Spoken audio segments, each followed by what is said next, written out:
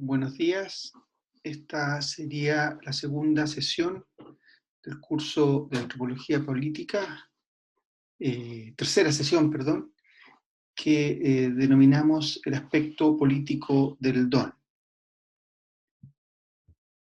En la sesión anterior destacamos que uno de los mayores aportes de la antropología política fue el hecho de haber contribuido a la ampliación del ámbito de lo político.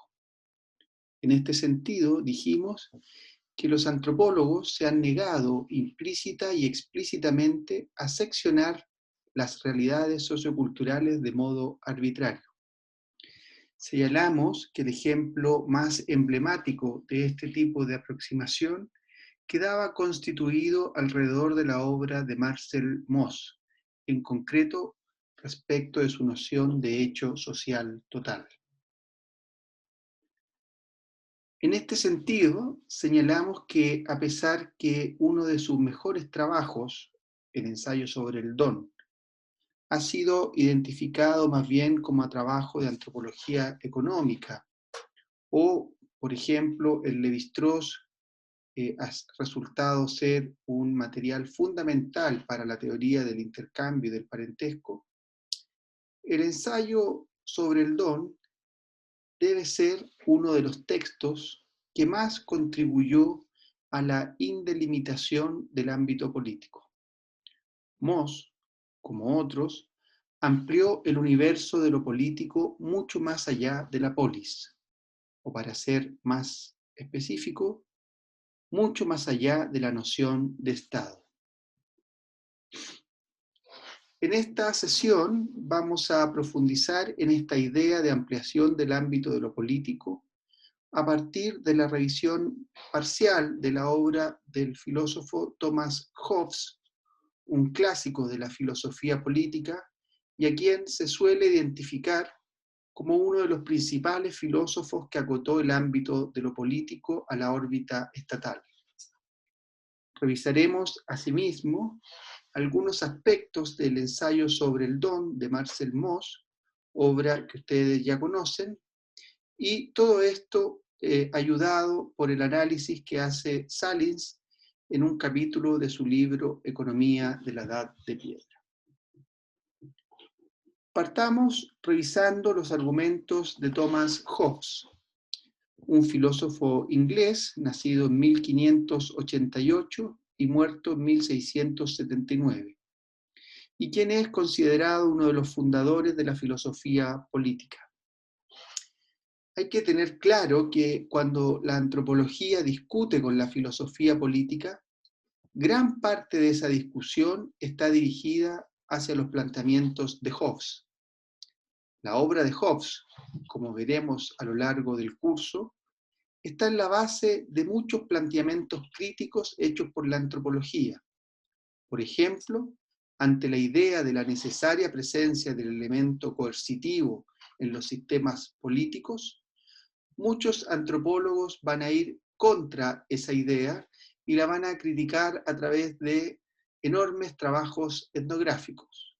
Uno de ellos, sin duda, y como revisaremos más adelante en el curso cuando discutamos las diversas concepciones del poder, fue el trabajo realizado por Pierre Clastres. De este modo, Hobbes aporta innumerables argumentos que la antropología ha tomado, ampliado y sobre todo discutido. Aquí, en esta sesión, solo revisaremos lo que tiene que ver con el aporte antropológico que contribuyó a ampliar el ámbito de lo político, y para ello tomaremos el trabajo de Marcel Mauss y el análisis que al respecto realiza Marshall Salins. Vayamos a la obra de Hobbes. Hobbes desarrolló numerosos artículos, pero hay tres más importantes. El primero se llama Elementos de la Ley, publicado en 1640. El segundo se llama El Ciudadano, publicado en 1642.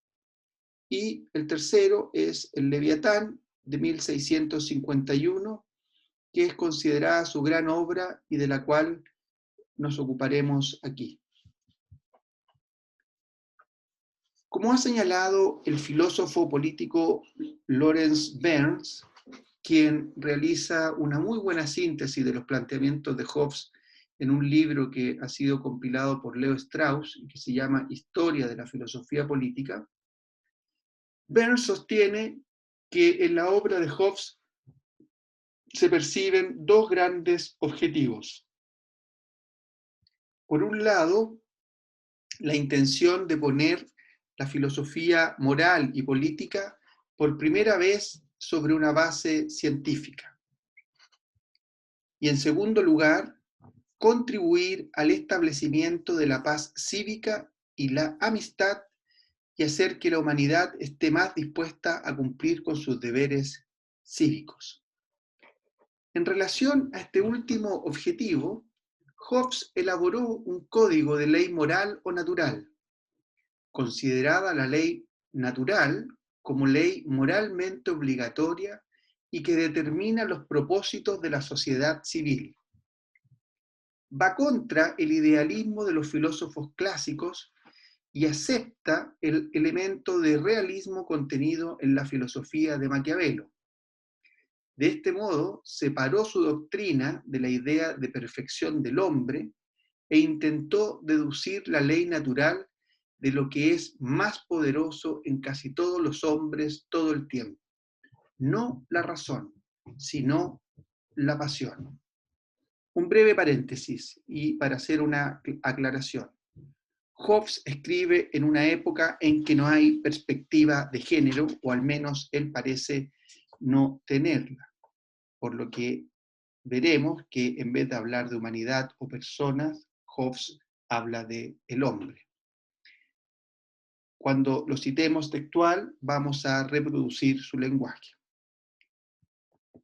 Hecha esta aclaración, destaquemos un punto de lo que aquí hemos señalado y que tiene relación con algo que ya vimos la sesión pasada. Es lo que tiene que ver con el código de ley moral que permite entender mejor aquella crítica antropológica que vimos la semana pasada y que señalaba que la filosofía política se basaba mucho en aspectos abstractos normativos, por ejemplo, del cómo deberían vivir las personas o de qué tipo de gobierno deberían tener, más o en vez de, como señalaba la antropología, de fijarse en el cómo vivían realmente. Volvamos al argumento de Hobbes. Para el filósofo, la conducta humana debe interpretarse básicamente en función de una psicología mecanicista de las pasiones, es decir, esas fuerzas que empujan a los seres humanos desde atrás. Los objetos de las pasiones varían con la constitución y educación de cada persona y son demasiado fáciles de simular. Hobbes estuvo de acuerdo con la tradición basada en Sócrates y que incluye también a Santo Tomás de Aquino, respecto a que las metas y el carácter de la vida moral y política deben ser determinadas por referencia a la naturaleza, especialmente a la naturaleza humana. Sin embargo, al determinar el modo en que la naturaleza fija las normas de la política, lo hizo de una manera muy distinta a esa tradición. Hobbes elaboró una teoría del estado de naturaleza. Esta teoría, elaborada por Hobbes respecto de las pasiones de los seres humanos, es un modo de hacer frente a una pregunta crucial para la filosofía política. Hobbes se pregunta si acaso por naturaleza el hombre es social y político. Hobbes niega que el hombre sea social y político por naturaleza. Los motivos de su negativa se hacen evidentes en la teoría del estado de naturaleza, esa condición prepolítica en que la humanidad vive sin gobierno civil o sin un poder común sobre ella, que la mantenga en el temor.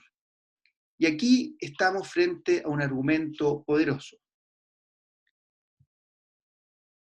Si el hombre no es social y político por naturaleza, entonces todas las sociedades civiles debieron desarrollarse a partir de estados de naturaleza presocial y prepolítica. Es decir, el estado de naturaleza debió de existir entre los progenitores de todos los hombres que hoy viven en una sociedad civil. Eso nos señala Hobbes. Hobbes, en cualquier caso, no creyó que hubiese existido jamás semejante estado en todo el mundo. Sin embargo, sostiene que en muchos lugares de América, en la época que escribe Hobbes, es decir, mediados del siglo XVII, Hobbes señala que semejante estado en realidad existe. Ahora bien, el estado de naturaleza se deduce de las pasiones de la humanidad. Pretende revelar y aclarar aquellas inclinaciones naturales de los seres humanos que debemos conocer para formar el tipo adecuado de orden político. Sirve básicamente para determinar las razones, los propósitos o los fines por los cuales la humanidad forma sus sociedades políticas. Una vez conocidos estos fines, el problema político consiste en cómo organizar a la sociedad para alcanzar con la mayor eficacia los fines. ¿Cuál sería la condición de la humanidad si no existiese sociedad civil? ¿Cómo se relacionarían los hombres entre sí?, se pregunta Hobbes, y argumenta. Los hombres son mucho más iguales en facultades de cuerpo y espíritu de lo que hasta hoy se ha reconocido. La igualdad más importante, señala Hobbes, es la igual capacidad de todos los hombres para matarse unos a otros. Esto es muy importante porque la preocupación de los hombres sería su propia conservación. A su vez, la propia conservación es importantísima porque el temor, el miedo a la muerte violenta, es la más poderosa de las pasiones. Esta igualdad de capacidades conduce a una igualdad de expectativas y a la competencia entre todas las personas que desean las mismas cosas. Esta enemistad natural es intensificada por la desconfianza que las personas sin gobierno sienten unas hacia otras, cuando imaginan cómo a cada quien les gustaría privar a todos los demás de los bienes que tengan, incluida la vida, de modo que cada cual se vea pensando en subyugar a todos los demás hasta que no quede ningún poder capaz de amenazar su propia seguridad. Hobbes señala que en la humanidad entera existe una inclinación general, un perpetuo e incesante deseo de poder, que se acaba solamente con la muerte. Y Hobbes creía que debido a tres de las pasiones más persistentes en las personas, pasiones como la competencia, la desconfianza y el deseo de gloria, el estado de naturaleza era en realidad un estado de guerra, una guerra de todos contra todos. Hobbes escribe: los hombres viven sin otra seguridad que su propia fuerza y su propia invención. En una situación semejante, no existe oportunidad para la industria, ya que su fruto es incierto. Por consiguiente, no hay cultivo de la tierra, ni navegación, ni uso de los artículos que pueden ser importados por mar, ni artes, ni letras, ni sociedad. Y lo que es peor de todo, existe continuo temor y peligro de muerte violenta. Y así, la vida del hombre es solitaria, pobre, hosca, embrutecida y breve. Para Hobbes, lo único bueno del estado de naturaleza es la posibilidad de salir de él. Y al afirmar esto, vemos cómo Hobbes ya está generando una atmósfera propicia a la idea de conquistar la naturaleza. Entonces, frente a este escenario bastante calamitoso planteado por Hobbes, se produciría inevitablemente cierta inclinación en las personas hacia la paz. La razón, dice Hobbes, actuando junto a otras pasiones, entre ellas el temor a la muerte, el deseo de la paz y la esperanza de alcanzar la paz, sugiere reglas para vivir pacíficamente en común. Para ello, cada quien debe estar dispuesto a renunciar a sus derechos cuando al mismo tiempo los demás hagan lo mismo. Esta mutua cesión de derechos se logra a través de lo que se ha conocido como el contrato social. Cada persona que ha cedido o renunciado a cualquier derecho está obligada o comprometida a cumplir con sus pactos. Si este principio no se sostiene, la sociedad misma se disolverá, dice Hobbes. Y aquí viene uno de los puntos fuertes del argumento de Hobbes y uno de los más controversiales para el análisis antropológico. Para asegurar que los pactos se cumplan, debe haber un poder coercitivo, labor que caería en la figura del soberano, quien puede obligar a todos los contratantes por igual a cumplir con sus tratos. El soberano debe velar porque el terror al castigo sea una fuerza más grande que el atractivo de cualquier beneficio que pudiese esperarse de una violación al contrato. Hobbes señala que lo que se necesita es el establecimiento de unas condiciones que realmente hagan prudente obedecer las leyes. De lo contrario, quien obedece tales reglas de manera solitaria quedará a merced de quienes no las obedezcan. En suma, para Hobbes se necesita un gobierno civil o político y unos poderes visibles.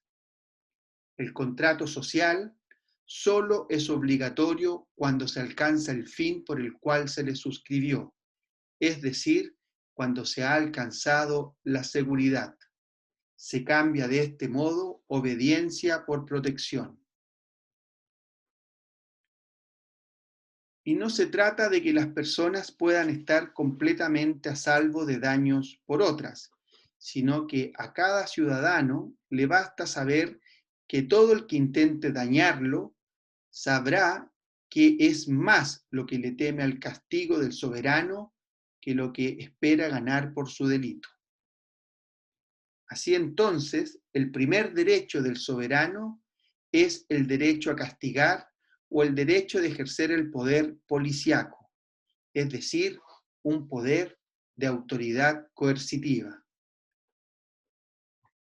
Para Hobbes, todos los tipos de poder deben estar en las mismas manos, el poder de la espada. Tanto el poder punitivo como el poder legislativo deben estar en las manos del soberano civil. Por ello, está claro que el poder del soberano es un poder absoluto. Ya para terminar con este argumento de Hobbes, este sostiene que es inevitable el hecho de que quien tiene el poder para protegerlos a todos, también tiene el poder para oprimirlos a todos. Siguiendo el libro bíblico de Job, con J-O-B, Hobbes, el filósofo, comparó al soberano con Leviatán, a quien Dios llamó rey de los orgullosos. Señala que solo el más grande de los poderes terrenales puede gobernar el orgullo del hombre. El Leviatán de Hobbes también es un Leviatán semejante, ya que gobierna el espíritu de la humanidad y aplasta y extirpa las semillas del orgullo humano. En resumen, Hobbes observa primero un estado de naturaleza que se configura a partir de las pasiones humanas. Estas pasiones terminan generando un estado de guerra de todos contra todos.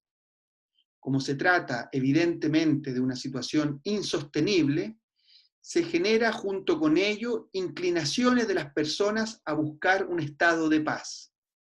Esta paz se lograría a través del contrato social, donde cada individuo debe ceder sus derechos, renunciar a sus intereses individuales. Pero como este pacto social puede no ser cumplido por todos los individuos, Hobbes cree que para asegurar el contrato social se requiere de una tercera figura que esté sobre los individuos y que asegure mediante la fuerza que cada uno cumpla su parte. Esta figura es el Estado soberano. Aquí, en este nuevo Estado civil que deja atrás el estado de naturaleza, comienza para Hobbes lo político, no antes. Esto sería a grandes rasgos los principales argumentos de Hobbes expuestos en el Leviatán y que han sido objeto de diversos cuestionamientos en la antropología. Por ejemplo, Harris, en el libro Jefes, Cabecillas y Abusones, que deben leer más adelante, parte preguntándose si acaso puede existir la humanidad sin gobernantes ni gobernados. Y responde que si uno sigue a los fundadores de la ciencia política al estilo de Hobbes, la respuesta sería no. Pues como vimos, Hobbes creía que debido al innato anhelo de poder de los seres humanos, la vida anterior al Estado consistía en una guerra de todos contra todos, solitaria, pobre, sórdida, bestial y breve. Y luego Harris se pregunta si acaso Hobbes tenía razón, si acaso anida en el hombre una insaciable sed de poder que, a falta de un jefe fuerte, conduce inevitablemente a esta guerra de todos contra todos. Y se apura Harris en sostener que, en verdad, a la luz de la historia de la humanidad y a juzgar por los numerosos ejemplos de bandas y aldeas que existen en la actualidad, parece ser que la mayor parte de la historia humana, ésta se las arregló muy bien sin la presencia de jefes supremos que Hobbes creyó tan necesario para el mantenimiento del orden. Otro autor que veremos más adelante, Pierre Clastres, va a ir más lejos y sostendrá la existencia de sociedades que no solamente no desarrollan ese poder centralizado y coercitivo bajo la forma de Estado, sino que se niegan a ello y desarrollan mecanismos justamente para oponerse. Clastres, como ya de seguro lo saben, las llamó sociedades contra el Estado. Pero bueno, aquí, como señalamos en un comienzo, nos ocuparemos del tema de la ampliación del ámbito de lo político, cuestión que realizaremos a partir del notable trabajo de Marcel Mauss, el ensayo sobre el don.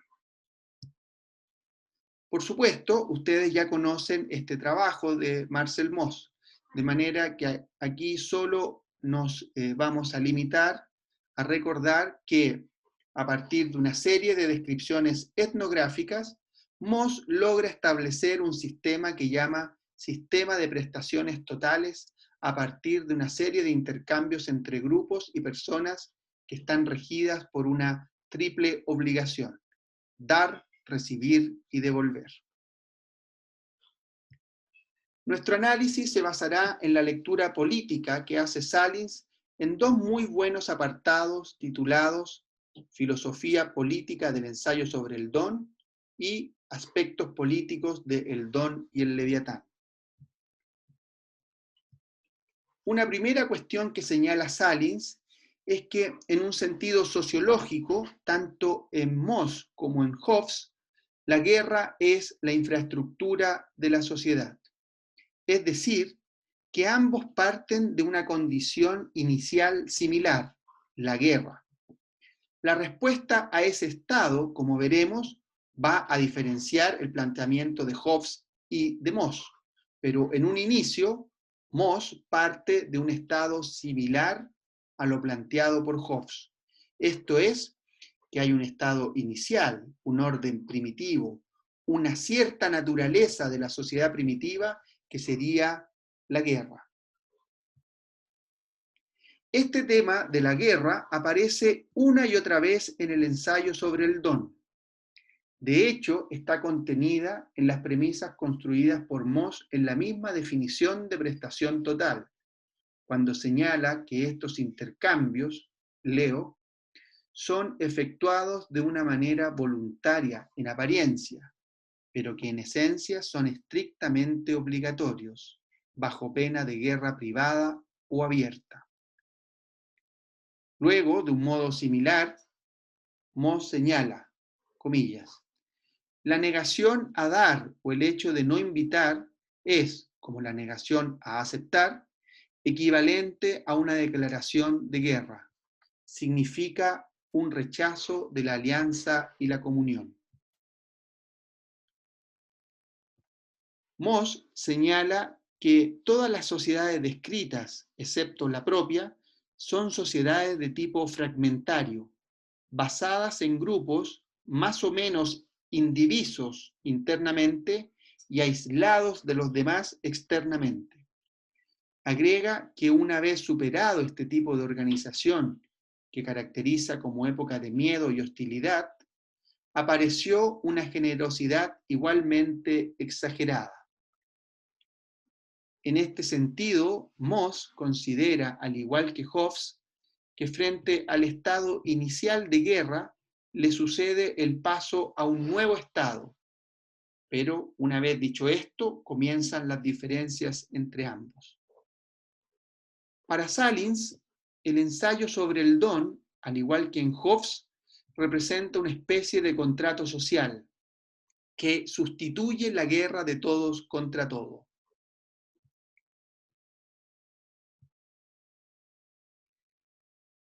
En este sentido, el don es alianza, solidaridad, comunión, en resumen, paz. La gran virtud que los filósofos anteriores, en especial Hobbes, habían descubierto en el Estado, Moss descubrirá que el equivalente primitivo del contrato social no es el Estado, sino el don. El don es el recurso primitivo para lograr la paz que en la sociedad civil asegura el Estado. En este sentido, el don tiene un sentido político fundamental. El intercambio es una forma de contrato político. Pero como intercambio de dones, el contrato tendría una realización política totalmente nueva, imprevista e inimaginada por la filosofía anterior. Para filósofos como Rousseau, Locke, Spinoza y Hobbes, el contrato social había sido, en primer lugar, un pacto de la sociedad. Era un acuerdo de incorporación que consistía en formar una comunidad de lo que antes habían sido partes separadas y antagónicas. Una persona, el soberano, se superponía a las personas individuales para ejercer el poder obtenido de cada uno en beneficio de todos. Pero entonces era necesario estipular una cierta formación política. El propósito de la unificación era poner fin a la lucha nacida de la justicia privada, el término de esa fuerza privada en favor del poder público. Sin embargo, el don no organiza a la sociedad en un sentido corporativo, sino solo en un sentido fragmentario. La reciprocidad es una relación entre, no disuelve las partes separadas dentro de una unidad mayor, sino que al contrario, al correlacionar su oposición, llega a perpetuarlas. Tampoco estipula el don que haya una tercera parte que permanezca por encima de los intereses separados de aquellos que suscriben el contrato. Y lo que es más importante, no les retira la fuerza, ya que el don solo afecta la voluntad y no el derecho. Es así que la condición de paz, tal cual la entendió Marcel Mauss, y como en realidad existe en las sociedades llamadas primitivas, difiere políticamente de la concebida por el contrato social clásico, que es siempre una estructura de sometimiento y a veces de terror. A excepción del honor, que en el caso del intercambio se otorga a la generosidad, el don no significa un sacrificio de la igualdad y mucho menos de la libertad. Los grupos aliados por el intercambio conservan su fuerza individual, aunque no la inclinación para hacer uso de ella. De allí entonces que muchos pensadores anarquistas y libertarios hayan encontrado en el ensayo sobre el don y en otros trabajos de Mauss una inspiración evidente para sus posturas. Muchos han puesto el acento en la incidencia de ese trabajo para cuestiones relativas a lo económico, sobre todo de cómo el ensayo sobre el don pone de relieve la existencia de la reciprocidad en muchas sociedades en contraste con el intercambio mercantil del capitalismo. Pero además, y en el caso de esta lectura que hemos seguido aquí, nos permite sostener varios puntos útiles para el análisis de lo político. Mauss se ha negado, como ha relevado el análisis de Salins, a discutir la génesis estructural de la vida social en términos convencionalmente políticos. Allí donde Hobbes pone al Estado como resultado necesario del pacto o contrato social, Mauss pone el intercambio. El análisis de Mauss nos muestra que una gran parte de la humanidad en su pacto social desarrolla un tipo de sociedad que no tiene por qué llevar aparejada la renuncia a la libertad de quienes pactan. Es más, estos pactantes, nos muestra Mauss, pueden renunciar a sus derechos o a parte de ellos, pero esos derechos no son transferidos a un tercer involucrado, por ejemplo, el Estado soberano en el caso de Hobbes. Y más aún, estas sociedades no requieren de un ente centralizado que obligue a los pactantes mediante la violencia, el control y el castigo. A diferencia del Leviatán, que supone la pérdida de autonomía de las partes, el intercambio a la manera que lo muestra Mauss, permite que las partes conserven su autonomía, que no deban ser tuteladas por un ente supremo. Para terminar, diremos, siguiendo a Luque, que en vista de este tipo de argumentos, parece ser que la filosofía y la ciencia política, al intentar acotar el ámbito de lo político, han seccionado una esfera de la vida social, dejando fuera del análisis otros ámbitos que, como hemos visto con el trabajo de Marcel Mauss, tienen una incidencia tremenda para el análisis de lo político. En este sentido, reiteramos que la antropología ha contribuido a ampliar el ámbito de lo político y una muestra magistral de este proceso lo constituye el ensayo sobre el don. Lo dejamos hasta aquí y nos vemos en la próxima sesión. Que tengan una buena semana.